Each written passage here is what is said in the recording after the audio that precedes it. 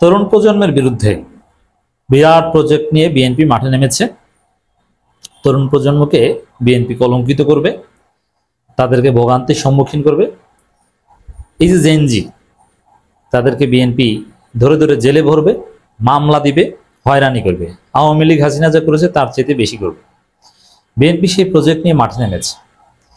তারেক রহমানের বিরুদ্ধে কিছু বললেই আপনাকে মামলা দিবে, হামলা করবে, আপনাকে জেলে নিবে।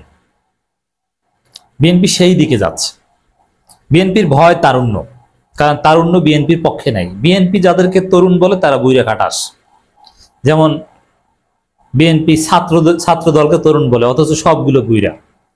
আর রানিং স্টুডেন্ট যারা, কেউ ছাত্রদল করে না। কোনো রানিং স্টুডেন্ট আপনি দেখাতে পারবেন না ছাত্রদল করে। যা আছে এটা একদম হিসাবের বাইরে। ছাত্রদল করে টেম্পো স্ট্যান্ডের লোকজন, একজনের দাঁত বাঁকা হয়ে গেছে বয়সের ভারে, পেট ফেটে যাচ্ছে বয়সের ভারে, চুল সাদা হয়ে গেছে, দাড়ি সাদা, লাল লাল কালার করেছে, এরা ছাত্রদল। তারুণ্য বিএনপির পক্ষে নেই। এজন্যে আর তরুণদের আজকে বিএনপি সুযোগ সুবিধা দিয়ে ম্যানেজ করলে এরা কালকে কিনা আবার বিএনপির বিরুদ্ধে লাভ দেয়। বিশ্বাস নাই তরুণদের উপর বিএনপির কোনো আস্থা নেই। বিভিন্ন জরিপে উঠে আসছে, দেখছেন না? তারুণ্যের ভোটে বিএনপি চাইতে জামাতে গিয়ে। তাহলে চিন্তা করেন যে আমাদের দেশের জেনজিরা এখন পর্যন্ত নামাজ পড়ে না ঠিক মতো, সেখানে জামাতে গিয়ে। তাহলে যারা ওই নামাজ পড়া বাধ্যবাধকতা নাই, তাদের ক্ষেত্রে বিএনপি কতটা, তারুণ্য কতটা সিম্পেথেটিক। বাস্তবতা হচ্ছে বাংলাদেশে অধিকাংশ জেনজি তরুণ এটা নতুন কোন দল, নতুন কোন প্ল্যাটফর্মের পক্ষে থাকবে, বিএনপির পক্ষে না, এমনকি জামাতের পক্ষেও না। তো সেই তরুণদের নিয়ে বিএনপি মারাত্মক ভয় আছে। সে ভয় থেকে বিএনপি টেস্ট কেস শুরু করেছে। এই শারজিস আলমদের বিরুদ্ধে মামলা দিচ্ছে। যেমন আপনারা একটা খবর দেখেছেন, শারজিস আলমের বিরুদ্ধে বিএনপি নেতার মানহানি মামলা, 10 কোটি টাকার মানহানি মামলা। Just test case. যদি এই মামলাটা দিয়ে কিছুটা হয়রানি করতে পারে, তাহলে দেখবেন যে 2 দিন পর তারেক রহমানের বিরুদ্ধে আপনি ফেসবুকে পোস্ট দিলে, কমেন্ট করলে আপনার বিরুদ্ধে মামলা করবে, আবার সেই হাসিনা আমল ফিরিয়ে আনবে। যদিও আমরা এর প্রতিবাদ জানাচ্ছি, তোর 10 কোটি টাকার মামলা আমি পায়ের নিচে পিষ্ট করি।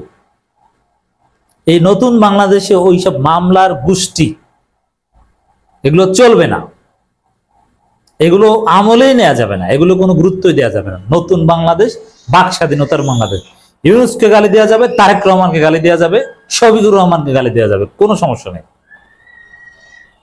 যে কাউকে সমালোচনা করতে পারবে না, তবে হ্যাঁ, মিনিমাম শালীনতা তো বজায় রাখতেই হবে। তো এখানে শারজিস আলম ফেসবুক পোস্ট দিয়েছেন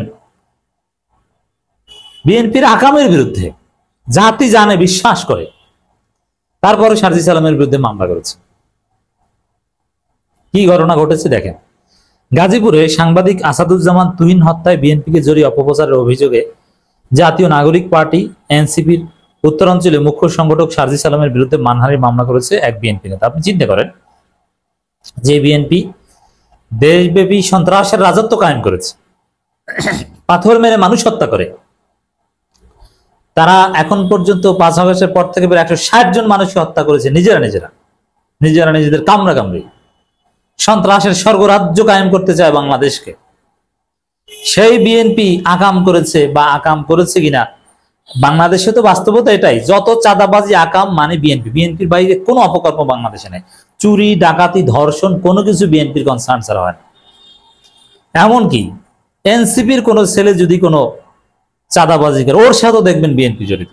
বিএনপির বাইরে কোনো চাঁদাবাজি, দুর্নীতি, সন্ত্রাস কিচ্ছু নেই। সেখানে বিএনপির বিরুদ্ধে তো বলবেই। আর কোনো একটা কারণে সরাসরি বিএনপি জড়িত না থাকলেও বিএনপির প্রতি প্রাথমিক ধারণা মানুষের চলে আসে, আর অন্যভাবে পরোক্ষভাবেও বিএনপি জড়িত হতে পারে। তারপরে যদি ভুল অভিযোগ করে, যেহেতু সারা দেশে আকাম মানে বিএনপি, অতএব বিএনপির বিরুদ্ধে ভুলেও যদি একটা অভিযোগ কেউ চাপিয়ে দেয়, এজন্য তো মামলা হতে পারে না।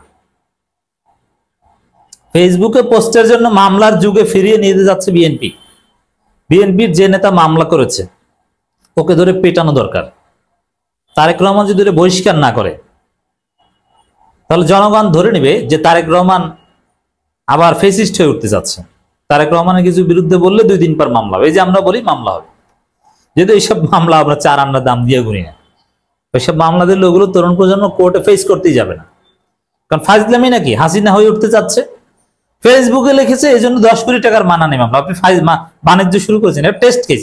এটা পার পেলে এরপরে দেখবেন যে জেলায় জেলায় জেলায় জেলায় মামলা দিয়ে, কারণ তারেক রহমান জানে যে যদি ক্ষমতায় আসতে পারে, ইউনূসের সাথে তো গোপন সমঝোতা করেছেন, ক্ষমতায় আসলে এই তরুণ প্রজন্ম তার জন্য থ্রেট। পারলে তো বিশ্ববিদ্যালয়গুলো বন্ধ করে দেয়, কারণ বিশ্ববিদ্যালয়গুলোতে তারেক রহমানের কোনো অনুসারী নেই। এখন কিভাবে তাহলে এদের দমন করা যায়? মামলা দাও। তো এই বিএনপির পান্ডাকে, এই মামলাদাতা পান্ডাকে যদি বহিষ্কার না করে, তাহলে আমরা ধরে নিব তারেক রহমানের নির্দেশেই মামলা হচ্ছে। আর জনগণ আমাদের বিপ্লবী চরিত্র ভুলে গেলে হবে না। এইসব মামলাবাজ 10 কোটি টাকাকে পেছন থেকে ঢুকিয়ে দেওয়ার অভ্যাস করতে হবে। আমাদেরকে জেগে উঠতে হবে।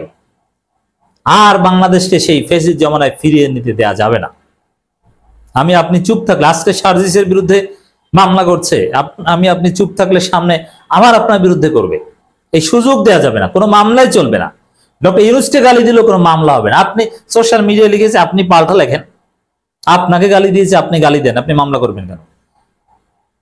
হ্যাঁ, যদি কেউ ফৌজদারি অপরাধ করে, শারীরিকভাবে কাউকে কেউ লাঞ্ছিত করে, সেখানে মামলা হতে পারে। এই ডিজিটাল সিকিউরিটি আইন ফেসবুকে লেখার জন্য, কমেন্টের জন্য মামলা, এটা তো হাসিনার।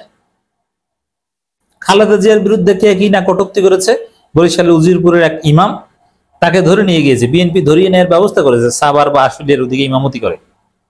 আপনারা দেখেছেন? বিএনপির চরিত্র আর আওয়ামী লীগের চরিত্রের মধ্যে পার্থক্য কি? তারা ক্ষমতায় আসলেই দেখবেন যে হাসিনার চাইতে কঠিন সাইবার সিকিউরিটি বা এই ডিজিটাল সিকিউরিটি অ্যাক্ট বানাইয়া তারপরে ঢালাও ভাবে তরুণ প্রজন্মকে জেলে ঢুকাবে।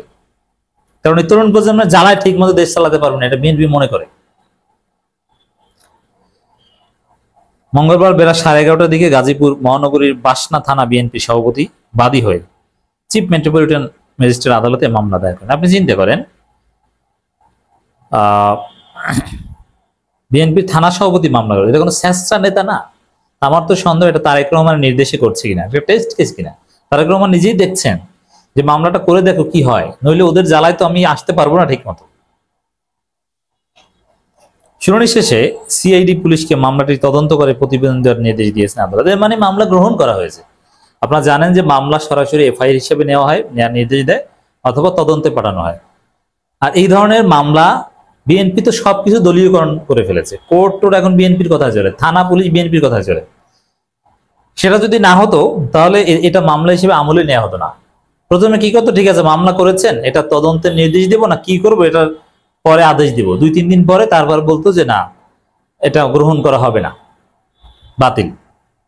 অথচ তদন্তের নির্দেশ দিয়েছে, এর মানে কি মামলা গ্রহণ করা হয়েছে, মামলা হয়ে গিয়েছে। এটা মামলার আবেদন না, মামলা আবেদন করেছে, মামলা গ্রহণ করা হয়েছে, এর মানে মামলা করেছে বিএনপি। এখন যদি সার্জিসের কিছু না হয় তাহলে সার্জিস জিতে যাবে মামলায়, কিন্তু মামলা হয়েছে, এখন তদন্ত হচ্ছে, তদন্ত হবে। 10 কোটি টাকার মানহানি মামলা। ওই যে ফজলুর রহমানরা বলেছে না, নাহিদ ইসলাম 500-700 মানুষকে হত্যা করার ব্যবস্থা করেছে, সামনে দেখবেন এই জন্য বিএনপি মামলা করবে। তাতে আপনি কি চান? বাংলাদেশকে কি রক্ষা করতে চান? তাহলে জেগে উঠুন বিএনপির বিরুদ্ধে।